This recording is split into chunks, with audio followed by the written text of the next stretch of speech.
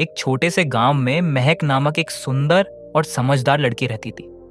महक का जीवन साधारण था, लेकिन वह अपने काम में बहुत मेहनती थी।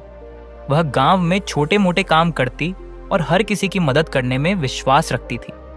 महक का दिन गाय के दूध को बेचने में गुजरता था, जो उसकी आमदनी का एकमात्र स्रोत था। भले ही महक गरीब थी, लेकिन उसकी दयालुता और सरलता के कारण उसे सभी लोग पसंद करते थे। उसकी सादगी और समर्पण की कई कहानियां गांव में प्रसिद्ध थीं। लोग कहते थे, महक जैसी लड़की मिलना मुश्किल है। वह निस्वार्थ और सच्ची है। एक दिन सुबह सुबह महक अपने घड़े में दूध भरकर जंगल के रास्ते से जा रही थी। अचानक उसकी नजरें एक अजीब दृश्य पर पड़ी। झाड़ियों के बीच एक युवक बेहोश पड़ा था। युवक देखने में एक राजकुमार जैसा लग रहा था, लेकिन उसके शरीर में अनगिनत सुइयां चुभी हुई थीं। युवक दर्द से कराह रहा था। ये देख महक का दिल पसीज गया और उसने तुरंत उसकी मदद करने का फैसला किया। वह युवक के पास गई और पूछा, तुम्हारे साथ ऐसा क्या हुआ? ये सुइयां तुम्हारे शरीर में कैसे घुस गईं? युवक दर्द से कांपते हुए बोला, मुझे एक आर्षी ने श्राप दिया था। ये सुइयां जब तक मेरे शरीर में रहेंगी, मैं इस जंगल से बाहर नहीं जा सकूंगा। कोई दयालु व्यक्ति ही मुझे इस श्राप से मुक्त कर सकता है। महक ने बिना किसी भय या संकोच के अपने दूध से भरे घड़े को साइड में रखकर और युवक की मदद करने लगी। हर सुई इतनी गहरी चुभी हुई थी कि उसे निकालना बेहद मुश्किल था, लेकिन महक ने हार नहीं मानी। वह दिन रात युवक की मदद करती रही और उसके दर्द को कम करने की पूरी कोशिश करती रही। गांव वाले परेशान हो गए थे। उन्हें लगता था कि महक जंगल में किसी जंगली जानवर का शिकार हो गई है, लेकिन महक को इसकी कोई चिंता नहीं थी। वह बस युवक के दर्द को कम करने में लगी रही। कुछ दिन बाद युवक का शरीर आधा सुइयों से मुक्त हो चुका था। अब केवल उसकी आंखों में कुछ सुइयां बची थीं।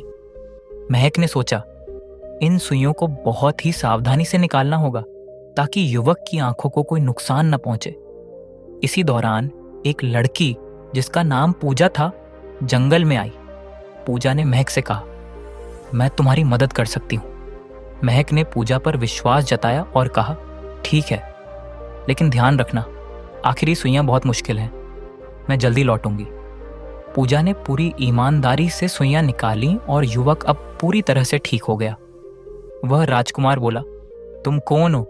उसने झूठ बोलकर कहा, मेरा नाम पूजा है। तुम्हें दर्द में देखकर मैंने तुम्हारी मदद की।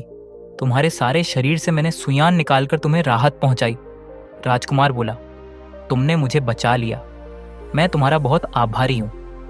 अब मैं तुम्हें कोई भी इनाम दे सकता हूं, जो तुम चाहो। पूजा ने हंसते हुए कहा, मैं तुम्हारी रानी बनना चाहती हूं। यह सुनकर युवक ने खुशी से कहा, मुझे यह स्वीकार है। तभी वहां पर महक आ गई। महक ने यह सब देखा और उसका दिल टूट गया। उसे महसूस हुआ कि उसकी दयालुता का कोई मूल्य नहीं है। वह बिना कुछ कहे वहां से चली गई और जंगल के रास्ते पर चल पड़ी। जैसे ही वह रास्ते में चलने लगी, युवक की नजर उस पर पड़ी। उसने देखा कि महक बहुत उदास थी और उसकी आंखों में निराशा थी। युवक ने पूजा से पूछा, वह कौन थी और क्यों वह इतनी चुप थी?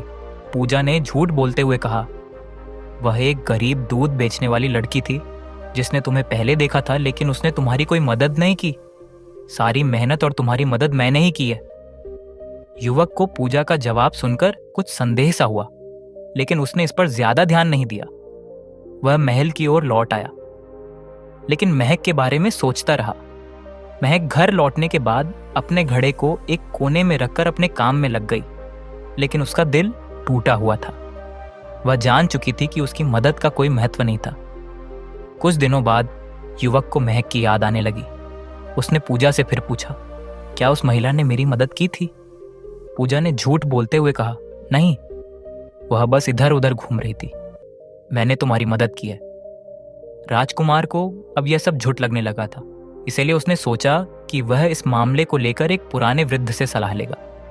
वह एक वृद्ध से मिला और सब कुछ बताया। वृद्ध ने उसकी आंखों में देखकर कहा, तुम्हारी शंका सही है। वह महिला जिसने तुम्हारी मदद की, वह कोई और नहीं बल्कि वह गरीब लड़की महक ही है। युवक ने यह सुनकर समझ लिया कि पूजा ने उसे धोखा दिया था। उसने महल लौटते ही पूजा की लालच को देखा। वह महंगे कपड़े और गहनों की मांग कर रही थी, युवक ने महल छोड़ दिया और महक के बारे में जानकारी लेने निकल पड़ा। कई दिनों की तलाश के बाद उसे महक के गांव के बुजुर्गों से जानकारी मिली। राजकुमार महक की झोपड़ी में पहुंचा और उसके सामने सिर झुका दिया। उसने कहा, मुझे माफ कर दो, अब मैं समझ गया हूं कि असली नायक तुम हो। महक ने मुस्कुराते हुए कहा, मैंने तुम्हारी मदद किसी इनाम के लिए नहीं की थी। अब तुम सच जान चुके हो और यही मेरे लिए सबसे बड़ी बात है। युवक ने महक से फिर पूछा, क्या तुम मेरी रानी बनोगी? महक ने उसकी आंखों में सच्चाई देखी और हल्के से मुस्कुराई और उसने कहा, मैं अपनी साधारण जिंदगी में खुश हूं। मुझे शाही जीवन की कोई आवश्यकता नहीं है। युवक ने महल में लौटने के बाद पूजा की असली नीयत का पर्दाफाश किया और उसे महल से निकाल दिया। उसने खुद को प्रजा की सेवा में समर्पित कर दिया। राजकुमार ने अपने शासन को न्याय और सच्चाई पर आधारित किया और उसकी मेहनत और ईमानदारी ने राज्य को खुशहाल बना दिया। लेकिन राजकुमार को महक की याद ने मजबूर कर दिया। उसने फिर महक से मिलने का फैसला किया। वह अब शाही कपड़ों में नहीं बल्कि साधारण कपड़ों में महक के पास गया। उसने कहा, मैं तुम्हें बदलना नहीं चाहता, मैं तो सिर्फ तुम्हारे साथ तुम्हारी सरलता में जीवन जीना चाहता हूं। क्या तुम मेरे साथ एक नई शुरुआत करोगी? महक ने उसकी आंखों में सच्चाई देखी और मुस्कुराते हुए सहमति दी। वे दोनों मिलकर राज्य को नई ऊंचाइयों पर ले गए और उनकी कहानी सच्चाई, मेहनत और दयालुता का प्रतीक बन गई। अगर आपको हमारी ये कहानी पसंद आई तो लाइक ज़रूर करें और ये सी ही मोरल स्टोरी देखने और सुनने के लिए हमारे चैनल को सब्सक्राइब ज़रूर करें। धन्यवाद। राधे राधे।